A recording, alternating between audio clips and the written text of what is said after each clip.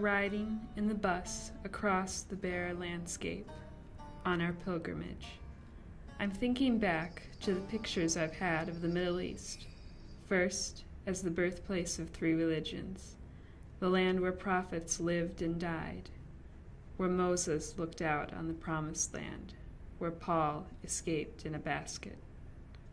Then there's the Middle East I knew from the modern media, where tanks rolled through Baghdad, where borders are messy and difficult, and where walls mark division. How can these two pictures stand side by side?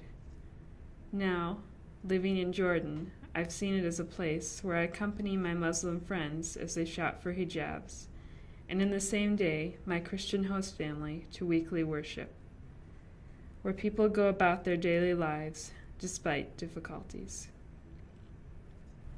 Now, I'm on my way to a holy place, the place where it's believed John baptized Jesus in Bethany beyond the Jordan nearly 2,000 years ago.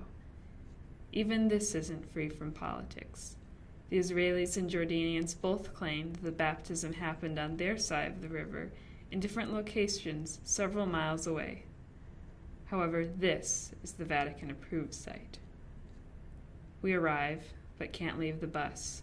The tour guide must sign papers promising we won't try to cross the river into the other side. Finally, things are settled and we unload. As we walk, he explains that up until a few years ago, the site was filled with landmines and inaccessible to the public. Finally, we arrive at the baptism site. It's dry. The guide explains that the Jordan River used to flow up here, but due to a combination of drought, overuse, and unfair water treaties, it is receded to the point where it no longer covers the site. He leads us further on, to a wooden platform along the river, and I look into the now muddy and polluted waters. He says groups still come here to get baptized.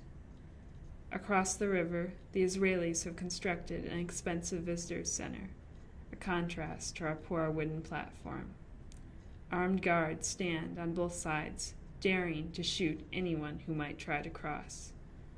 Looking at this, I feel a wave of disappointment and anger.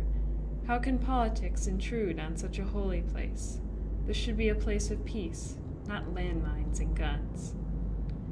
Then, across the river, I see a girl laughing, dancing, swinging her shoes around, oblivious to any sense of borders and politics.